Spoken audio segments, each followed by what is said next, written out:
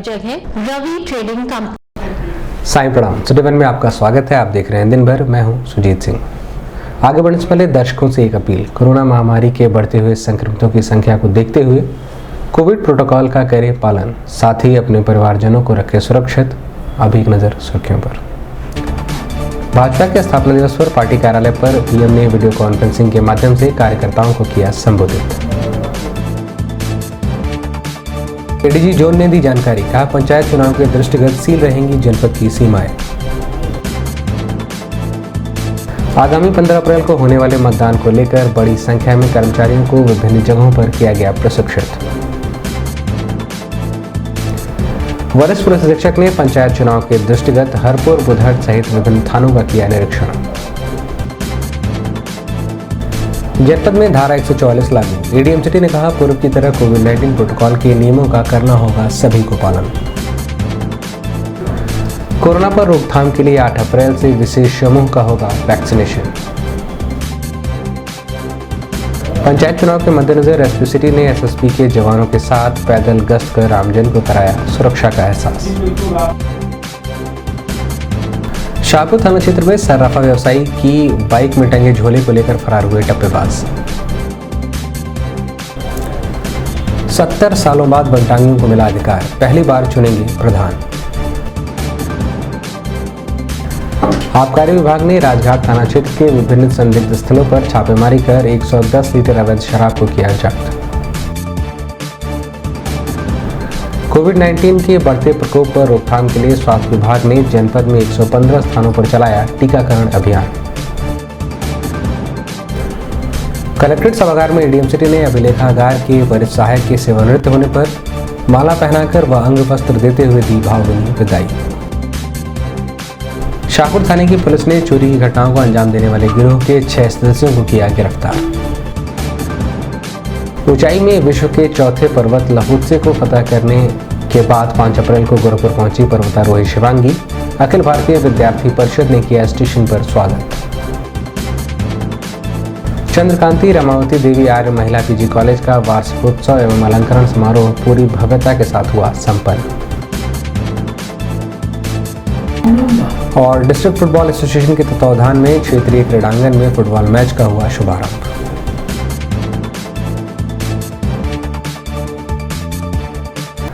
Bharatiya Janata party के 41वें स्थापना दिवस के अवसर पर पार्टी के सभी मुख्यालयों पर कार्यकर्ताओं को प्रधानमंत्री नरेंद्र मोदी व भाजपा के राष्ट्रीय अध्यक्ष जेपी नड्डा ने वीडियो कॉन्फ्रेंसिंग के माध्यम से संबोधित किया। इसी क्रम में बेनीगंज स्थित भाजपा के क्षेत्रीय कार्यालय पर बड़ी संख्या में मौजूद भाजपा के कार्यकर्ताओं को प्रधानमंत्री नरेंद्र मोदी ने वीडियो कॉन्फ्रेंसिंग के माध्यम से संबोधित किया। वहीं पार्टी के नीति व कार्यों पर चर्चा की। चर्चा के दौरान भाजपा कार्यकर्ताओं से प्रधानमंत्री नरेंद्र मोदी ने कहा कि जन जन तक भाजपा की नीतियों को पहुंचाने के साथ ही सरकार की योजनाओं को जन जन तक पहुंचाने का कार्य करें। इस दौरान पार्टी के वरिष्ठ कार्यकर्ता चिरंजीवी चौरसिया, ब्रजेश मणि सहित बड़ी संख्या में कार्यकर्ता मौजूद रहे।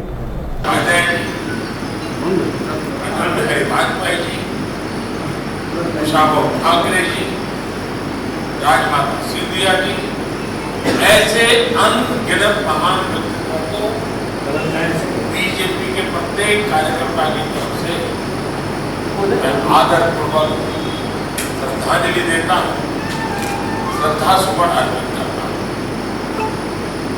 पार्टी को आकार देने वाले, पार्टी को विस्तार देने वाले हमारे आदरणीय अडवाणी जी, आदरणीय मुरली मनोहर जोशी जैसे अनेकों वरिष्ठों का आशीर्वाद भी हमें लगातार मिलता रहा। पार्टी को अपना जीवन समर्पित करने वाले ऐसे हर वरिष्ठ जन को भी मैं प्रणाम। साथियों, भारतीय जनता पार्टी के लिए हमेशा यह मंत्र रहा है कि व्यक्ति से बड़ा दल और दल से बड़ा देश। ये परंपरा डॉक्टर श्यामा प्रसाद मुखर्जी से लेकर आज तक अनवरत चली आ रही। डॉक्टर श्यामा प्रसाद मुखर्जी के बलिदान की शक्ति है कि हम वो स्वप्न पूरा कर पाए। आर्टिकल 370 हटाकर कश्मीर को संवैधानिक अधिकार दे पाए। हम सभी ने देखा कि कैसे अटल जी ने एक वोट से सरकार गिरना स्वीकार कर लिया, लेकिन पार्टी के आदर्शों से समझौता नहीं की। आपातकाल में लोकतंत्र की रक्षा के लिए हमारे कार्यकर्ताओं ने कैसे कैसे कष्ट से लोकतांत्रिक नैतिकता के कैसे कैसे उदाहरण दिए। जब सरकार में आते हैं तो और तेज गति से इस दिशा में काम हमारी कार्यशैली है। हम किसी से कुछ भी छीनते नहीं और छीने बिना भी दूसरे के उसे मिले प्रयास। हम हर व्यक्ति तक उसकी आवश्यकता पर पूरी संवेदनशीलता से काम करते हैं। हमारे देश में 80% से ज्यादा छोटे किसान हैं। इन किसानों की संख्या 10 करोड़ से भी अधिक है। पहले जो सरकारें थी उनकी प्राथमिकताओं में ये छोटे किसान, इन छोटे किसानों की जरूरतें ये कभी नहीं रही। लेकिन बीते वर्षों में हमारी सरकार की कृषि से जुड़ी हर योजना के केंद्र में। इस संबंध में सिटीवन संवाददाता से बात करते हुए भाजपा के क्षेत्रीय उपाध्यक्ष सत्येंद्र सिन्हा ने बताया। किसी भी दल के लिए बहुत ही हर्ष और बहुत ही उत्साह का विषय होता है कि जब उसकी स्थापना होती है। क्योंकि भारतीय जनता पार्टी की स्थापना 6 अप्रैल 1980 को हुई थी। उसके पहले जो है श्यामा प्रसाद मुखर्जी जी और पंडित दीनदयाल जी के नेतृत्व में जनसंघ की स्थापना हुई थी। और उन दोनों जो मनीषियों ने जो एक संकल्प लिया था, जो एक विचारधारा उन्होंने डेवलप की थी, उसी विचारधारा के आधार पर भारतीय जनता पार्टी की केंद्र और प्रदेश सरकार की काम कर रही हैं, सरकारें काम कर रही हैं। आज चूँकि 6 अप्रैल है, पार्टी का 41वां स्थापना दिवस है। तो किसी भी दल के लिए और खास करके वह दल जो पूरे विश्व में सबसे बड़ा दल है, उसके लिए बहुत ही उल्लास और हर्ष का विषय होता है कि आज उसका स्थापना दिवस है। और स्थापना दिवस के अवसर पर भारतीय जनता पार्टी विभिन्न प्रकार के कार्यक्रम कर रही है। उसमें जो गोरखपुर क्षेत्र के जितने भी 286 मंडल हैं, लगभग 30,000 से ज़्यादा बूथ हैं, उन सभी बूथों पे बूथ अध्यक्षों के द्वारा अपने अपने घरों पे झंडे लगाए गए हैं। जनपद में आगामी 15 मार्च को होने वाले त्रिस्तरीय पंचायत चुनाव मतदान को देखते हुए एडीजी जोन अखिल कुमार की देखरेख में जनपद से जुड़ी हुई सभी सीमाओं को सील करने का निर्देश दिया गया है। वहीं केवल आकस्मिक सेवाओं को ही एक दूसरे जनपद में आने जाने की अनुमति दी जाएगी। इस संबंध में सिटीवन संवाददाता से बात करते हुए एडीजी जोन अखिल कुमार ने बताया। जिस दिन देखिए जिस जनपद में चुनाव होगा उसकी सीमाओं पर हमारे बैरियर्स रहेंगे और जब ज़रूरतमंद लोग हैं जिनको मेडिकल इमरजेंसी है या जिसको कोई काम है सिर्फ उनको अनुमन्य होगा, वो भी जानकारी और पूछताछ करने पर। अनावश्यक लोगों की आवागमन पर अवश्य रोक रहेगी। चुनाव आयोग के निर्देश पर जिला प्रशासन आगामी 15 अप्रैल को होने वाले त्रिस्तरीय पंचायत चुनाव मतदान को लेकर तैयारियों में जुटा हुआ है। इसी क्रम में महायोगी बाबा गंभीरनाथ प्रेक्षागृह व सर्किट हाउस के एनेक्सी भवन सभागार में कर्मचारियों को मतदान से संबंधित जानकारी देते हुए उनको प्रशिक्षित किया गया। बता दें कि पंचायत चुनाव के दृष्टिगत जनपद में 1849 मतदान केंद्र और 4657 बूथ बनाए गए हैं। प्रत्येक बूथ पर पीठासीन अधिकारी समेत 4 कर्मचारी तैनात किए जाएंगे। इस तरह से लगभग 24,000 कर्मचारियों की ड्यूटी लगाई गई है। इसमें से 15 से 20% कर्मचारी रिजर्व रखे गए हैं। मतदाता की पहचान, जो मतदाता आएगा उसकी ये देखिए 17 दी हुई है। पहला क्या है, पहचान का है, उसके आधार पर आप उसको वोट डालने के लिए अलाउ करेंगे। ये हो सकता है पेंशन पासबुक या वृद्धावस्था पेंशन है, पेंशन भुगतान पीपीओ जिसे कहते हैं, अगर वो है उसमें फोटो लगा होता है, फोटो युक्त स्वतंत्रता संग्राम सेनानी का पहचान पत्र है, फोटो युक्त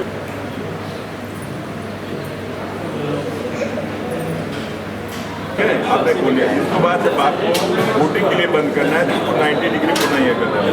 उसके बाद जो बाद में इसको लगा के तार से आप बांध दीजिए, क्योंकि अगर इसमें कोई बूंदी हो गई है, किसी ने घुमा ही दिया अचानक, आपका बात सील हो जाएगी तो आपको वहाँ भी दिक्कत आएगी।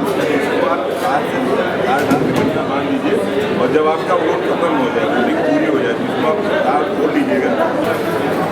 ग्रीन पेपर सील को देखिए, इधर से आप डालेंगे, फिर इससे निकाल के इसमें डालते हो, फिर इसको निकाल देंगे। जो भाग इसका एक्स्ट्रा हो इसके अंदर डाल के उसको मोड़ देंगे। बीच में आप जो आपको हार्ड पेपर मिलेगा तपनी टाइप का, उसमें हार्ड पेपर लगा देंगे जिससे कि वो हटेगा। ग्रीन भाग ऊपर की तरफ होगा जिससे दिखाई पड़े उसका, इधर की तरफ व्हाइट होगा। जब आप डालेंगे तो व्हाइट ऊपर रहेगा, डाल दे सकते। ग्रीन इसका बाहर की तरफ होगा, जो इधर दिखाई।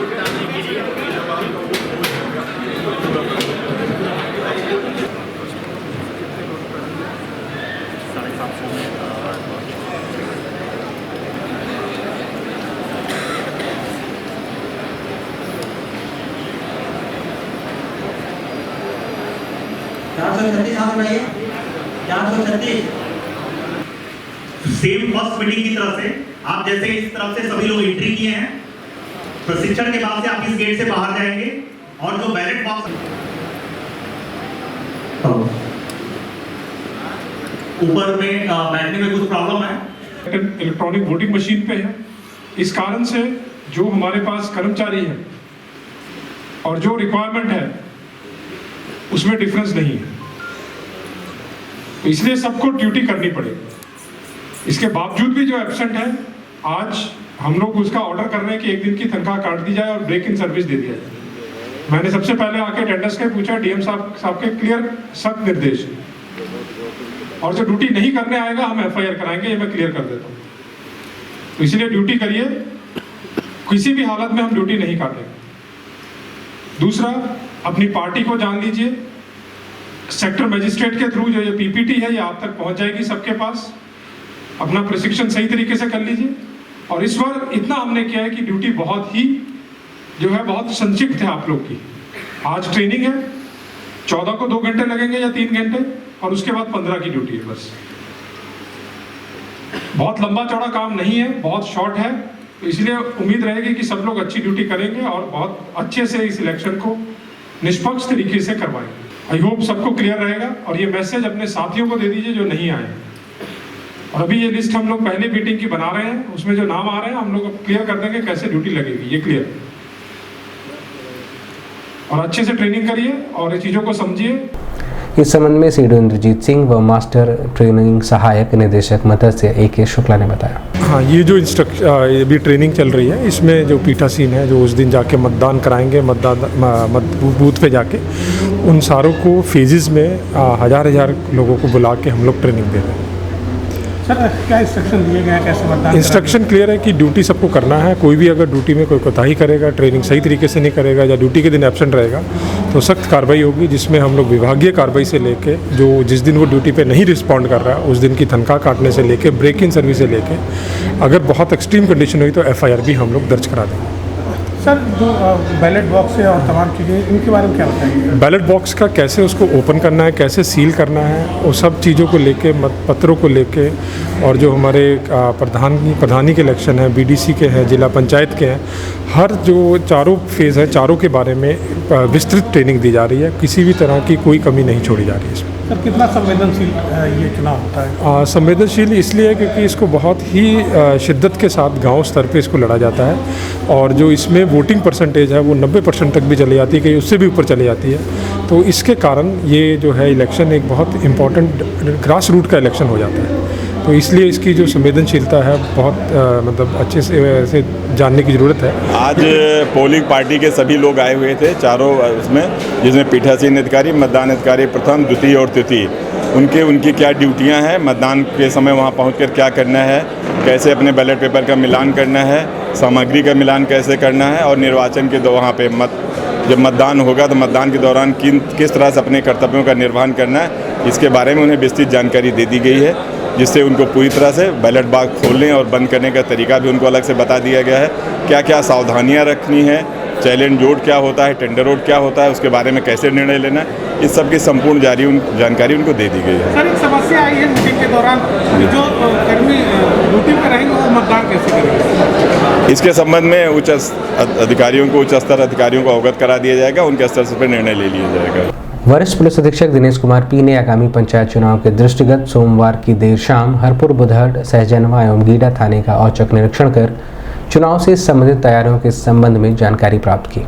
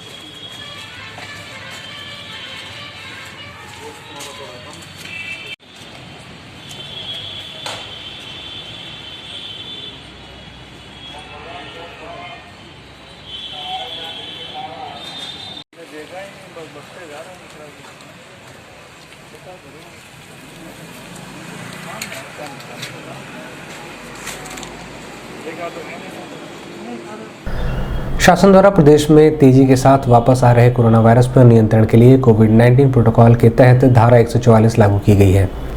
इसी क्रम में जनपद गोरखपुर में धारा 144 के तहत 5 लोगों से अधिक लोगों के इकट्ठा होने पर विधिक कार्रवाई के साथ जुर्माने का भी प्रावधान किया गया है। वहीं पूर्व में बने कोरोना से जुड़े हुए नियमों को सभी को पालन करना अनिवार्य है। इस संबंध में सिटीवन संवाददाता से बात करते हुए एडीएम सिटी आर.के. श्रीवास्तव ने बताया। शासन ने कोरोना के संक्रमण को फैलते देखकर नई गाइडलाइंस जारी की है, जिसमें मुख्य रूप से निर्देश दिए गए हैं कि मास्क का प्रयोग कंपलसरी किया जाए और जहां पर सार्वजनिक रूप से भीड़ इकट्ठी हो रही है वहां मास्क का प्रयोग अवश्य देखा जाए और सख्ती से इसको लागू कराया जाए और जो लोग इसका प्रयोग नहीं कर रहे हैं उन पर जुर्माना अवश्य लगाया जाए और सैनिटाइज़र का उपयोग ज़्यादा से ज़्यादा प्रयोग किया जाए और जिनके पास सैनिटाइज़र नहीं उपयोग करने की क्षमता है वो लोग साबुन से अपने हाथ को 1 मिनट तक अवश्य धोएं, जिससे कि संक्रमण अगर हाथ में आता भी है तो वो धुल जाए और नष्ट हो जाए।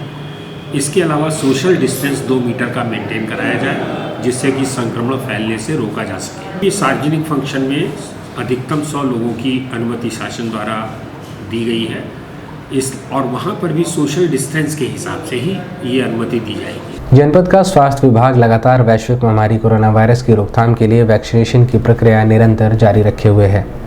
इसी क्रम में आगामी 8 अप्रैल से विशेष समूह को वैक्सीनेशन लगाया जाएगा, जिसमें पत्रकार, व्यापारी, रेहड़ी वाले सहित अन्य लोगों को सूचित कर उनका वैक्सीनेशन कराया जाएगा। इस संबंध में सिटीवन संवाददाता से बात करते हुए सीएमओ डॉक्टर सुधाकर पांडे ने बताया। अभी तो 45 साल के ऊपर सभी लोगों का वैक्सीनेशन हो रहा है, उसके तहत अभी वैक्सीनेशन चल रहा है, लेकिन 8 अप्रैल के बाद कुछ खास समूहों को स्पेशल डेज में उनको बुलाने के लिए वरीयता दी जाएगी।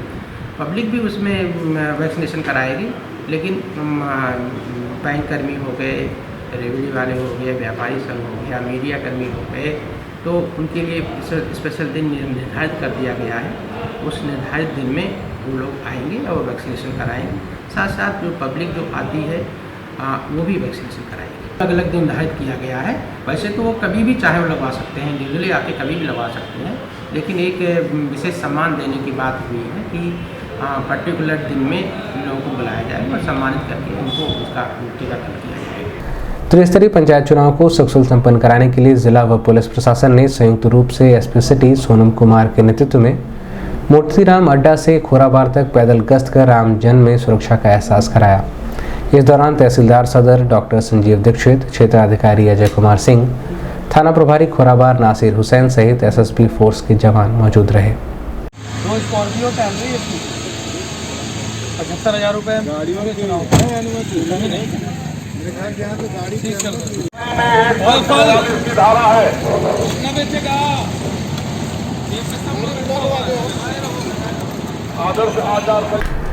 अभी वक्त एक छोटे से ब्रेक का, मिलते हैं ब्रेक के बाद। गोरखपुर की विश्वसनीय दुकान रवि ट्रेडिंग कंपनी, टाइल्स एवं बाथ फिटिंग के फुटकर एवं थोक विक्रेता। सोमानी की all sanitary bath item, Somani का गीजर जिसकी गारंटी किसी भी कंपनियों से है ज्यादा। हमारे यहाँ उपलब्ध है 1 लाख तक के कम्बो। तो थोक और फुटकर विश्वसनीय खरीदारी के लिए जरूर आए।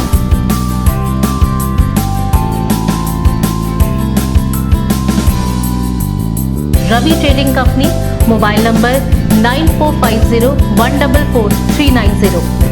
हर खरीद पर पाएं आकर्षक छूट, साथ में फाइनेंस की सुविधा भी उपलब्ध। नमस्ते, मैं प्रिया मिर्जा। आप देख रहे हैं गोरखपुर का नंबर 1 चैनल सिटी 1। आप देख रहे हैं गोरखपुर का नंबर 1 चैनल सिटी 1। हाय, मैं ईशान और आप देख रहे हैं गोरखपुर का नंबर 1 चैनल सिटी 1। आप देख रहे हैं गोरखपुर का नंबर 1 चैनल सिटी 1। मैं हूं दिव्या दत्त। हेलो गाइस, मैं दिलजीत दोसांझ। आप देख रहे हैं सिटी 1 गोरखपुर का नंबर 1 चैनल। हेलो एवरीबॉडी, मैं हूं कृष्णा अभिषेक और आप देख रहे हैं गोरखपुर का number 1 channel city 1। Hi Manmeet, with Amit bros और आप देख रहे हैं गोरखपुर का number 1 channel city 1 channel. Break के बाद आपका स्वागत है। आइए देखते हैं दिन भर। पंचायत चुनाव के दृष्टिगत प्रवर्तन कार्यक्रम में थाना राजघाट में कच्ची शराब के विभिन्न संदिग्ध स्थलों पर आबकारी निरीक्षक सेक्टर 2 राकेश कुमार त्रिपाठी के नेतृत्व में आबकारी विभाग ने दबिश देकर 110 लीटर अवैध कच्ची शराब बरामद करते हुए 2 लोगों के खिलाफ आबकारी अधिनियम के अंतर्गत अभियोग पंजीकृत कराया है। इस दौरान आबकारी विभाग के सिपाही सुरेंद्र तिवारी, ऋतु प्रकाश चौधरी, धर्मेंद्र चौधरी सहित अन्य संबंधित अधिकारी मौजूद रहे।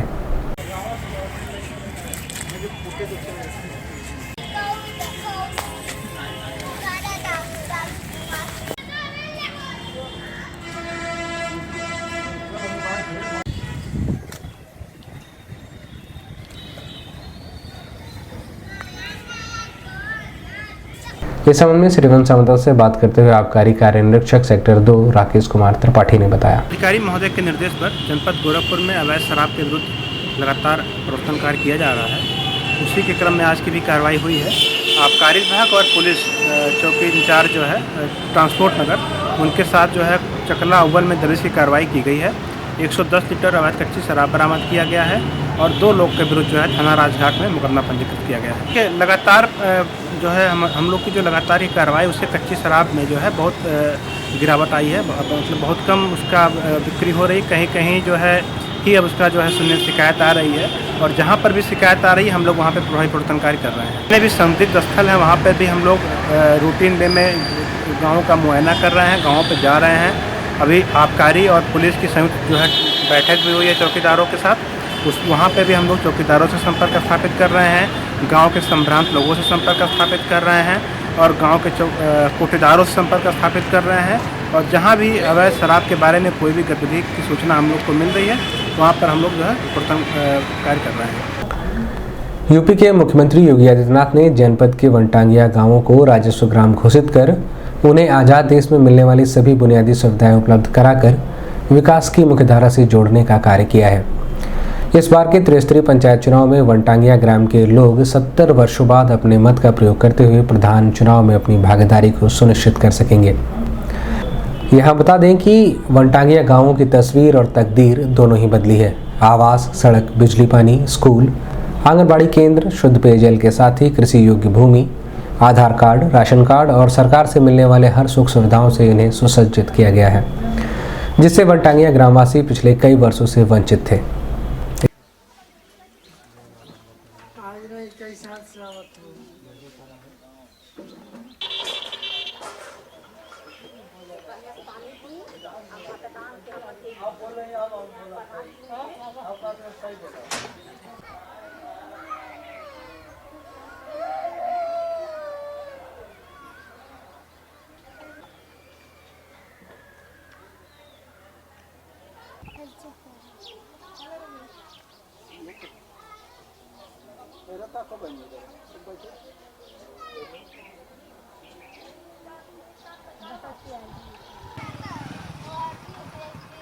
खेल नहीं कर रहे पढ़ रहे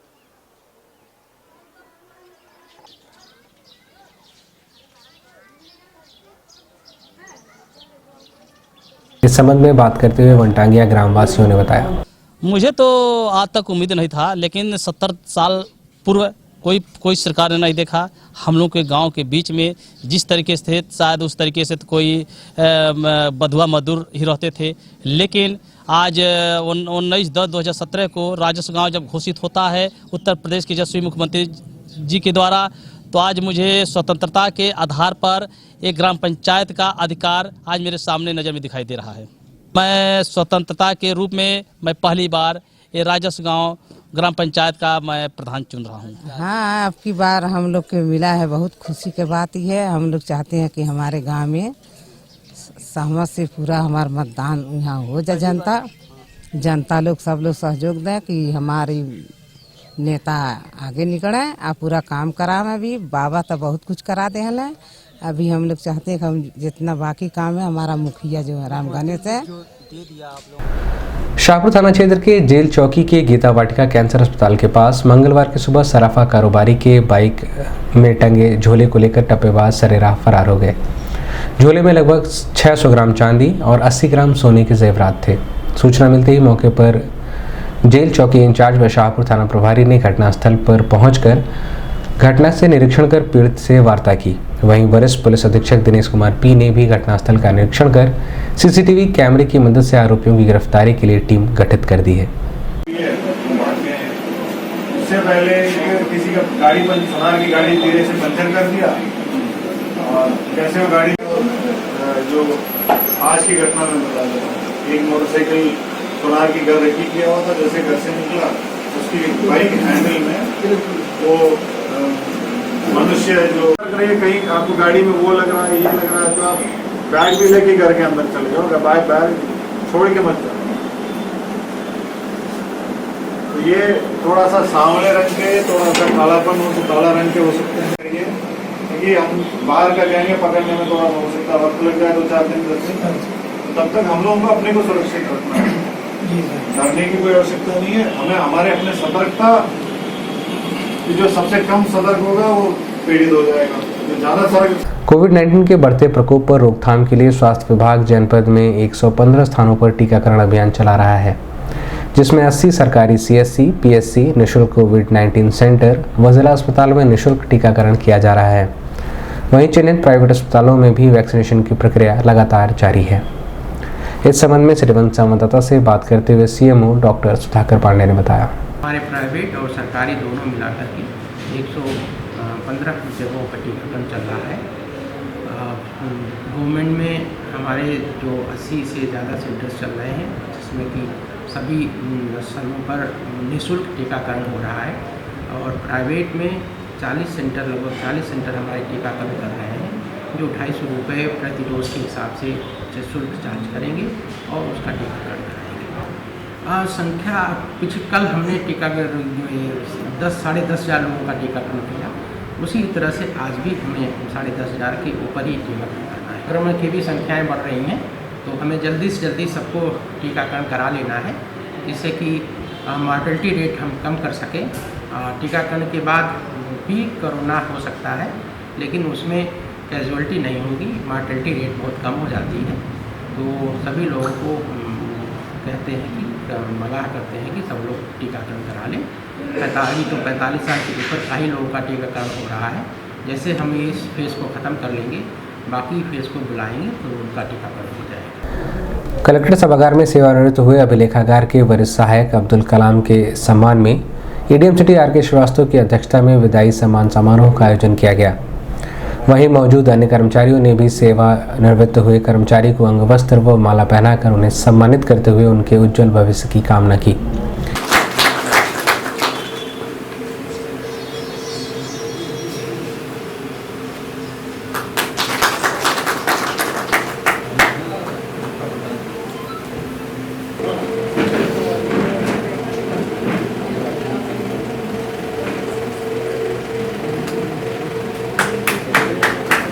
सर्विस सेवा का एक अंग है और जिस दिन कोई भी कर्मचारी प्रशासन अधिकारी के कर्मचारी बन गए। कलाम जी के बारे में जाए तो मैं नहीं जानता, क्योंकि मैं उनके बारे में सब लोग जानते ही हैं कि वो काफ़ी मृदुभाषी रहे हैं, मिलनसार रहे हैं और अधिवक्ताओं के उर्दू से ट्रांसलेट करने के बारे में अच्छी जानकारी थी। तो हमारे कुछ साथी लोग हैं उर्दू वादक, इतनी अच्छी शायद जानकारी नहीं है।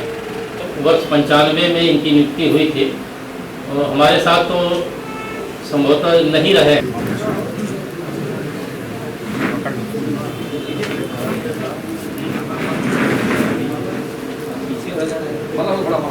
इस संबंध में सिटी संवाददाता से बात करते हुए एडीएम सिटी आर.के. श्रीवास्तव ने बताया, कलाम साहब उर्दू नवीस हमारे अभिलेखागार के वरिष्ठ सहायक 31 मार्च को रिटायर हुए हैं और उन्हीं के विदाई सम्मान समारोह के रूप में आज 6 अप्रैल को ये समारोह कलेक्ट्रेट अभिलेखागार में कलेक्ट्रेट सभागार में डीएम सर के सभागार में आयोजित किया गया था और उनके आने वाले भविष्य के लिए, उनके अच्छे स्वास्थ्य के लिए, उनके सुख समृद्धि के लिए सभी कलेक्ट्रेट कर्मचारियों ने, अधिकारियों ने उनको खुशियां, बधाई के लिए आज ये सम्मान समारोह आयोजित किया।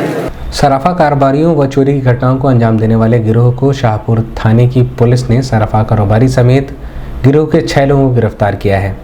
वहीं पकड़े गए अभियुक्तों के पास से 2 बाइक और 2 मोबाइल फोन के साथ जेवरात भी बरामद किया गया है।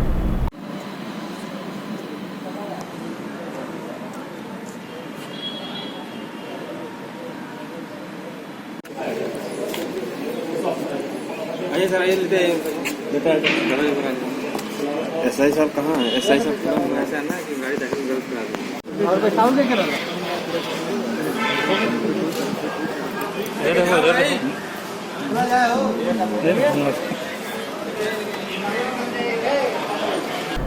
शिवांगी पाठक ने मात्र 16 साल की उम्र में माउंट एवरेस्ट पर तिरंगा फहराया था और फिर दक्षिण अफ्रीका की सबसे ऊंची चोटी माउंट किलिमंजारो पर तिरंगा फहराया। इसके बाद यूरोप की सबसे ऊंची चोटी माउंट एल्बरूस पर तिरंगा फहराकर पूरी दुनिया को यह बता दिया कि कोई भी बेटी किसी बेटे से कम नहीं होती, बस उस पर विश्वास करने की ज़रूरत होती है।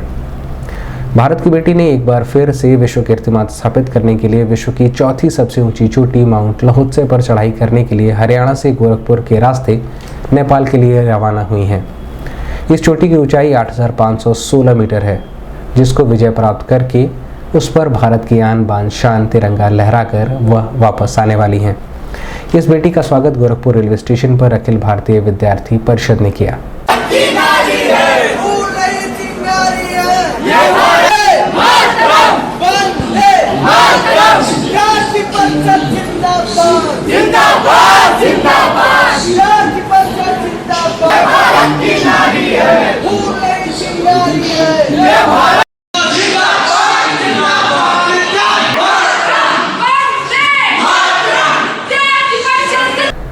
चंद्रकांति रमादेवती देवी आर्य महिला पीजी कॉलेज का वार्षिकोत्सव व अलंकरण समारोह पूरी भव्यता के साथ विद्यालय के सभागार में मुख्य अतिथि विश्वविद्यालय के कुलपति प्रोफेसर राजेश सिंह की मौजूदगी में संपन्न हुआ। वहीं विशिष्ट अतिथि के रूप में राज्य मंत्री दर्जा प्राप्त पुष्पदंत जैन भी मौजूद रहे। इस दौरान महाविद्यालय की छात्राओं द्वारा विभिन्न सांस्कृतिक कार्यक्रमों की प्रस्तुति दी गई। वहीं मुख्य अतिथि ने उत्कृष्ट कार्य करने वाली छात्राओं को प्रशस्ति पत्र देकर व मेडल देकर सम्मानित किया।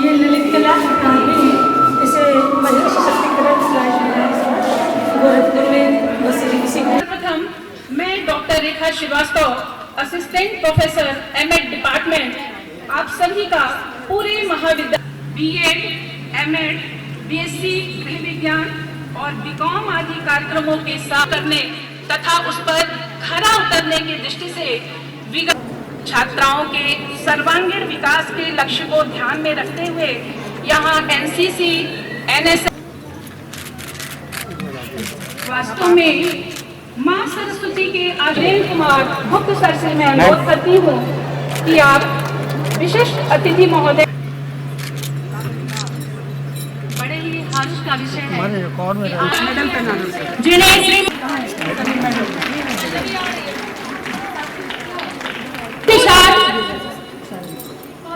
59% अंक प्राप्त किया है इन्होंने, जिन्हें स्वर्गीय रविंद्रनाथ मिश्र स्मृति स्वर्ण पदक। आप तालियों के साथ इनका हार्दिक अभिनंदन तो करते रहिए। प्राप्त किया है इन्होंने, जिन्हें श्रीमती कमला रानी जैन स्मृति स्वर्ण पदक 1000।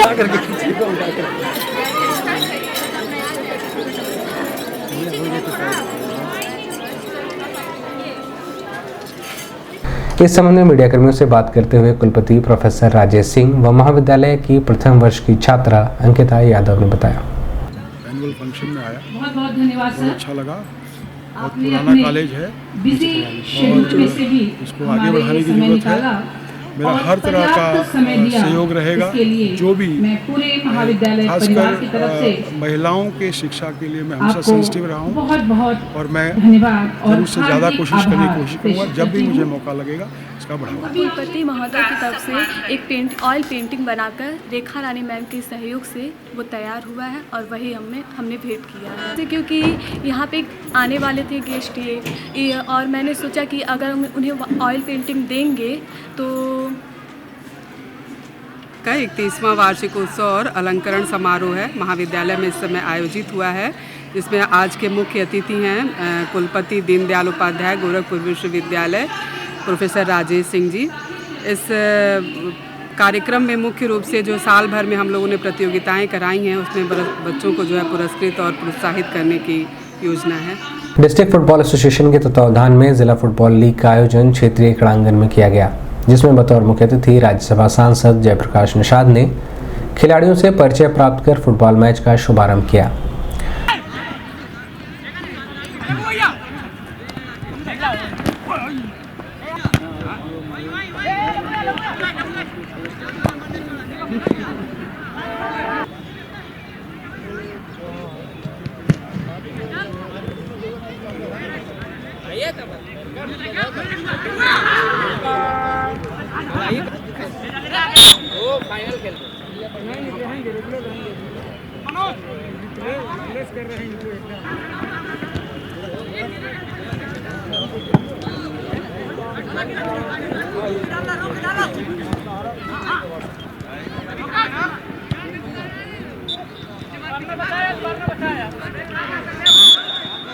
इस संबंध में सिटीवन संवाददाता से बात करते हुए सचिव अशोक गुप्ता ने बताया, डिस्ट्रिक्ट फुटबॉल एसोसिएशन की तरफ से प्रतिवर्ष डिस्ट्रिक्ट फुटबॉल लीग एक तरह का जिले का प्रैक्टिस मैच है, जो विभिन्न क्लबों संस्थाओं के बीच में जो है आयोजित किया जाता है।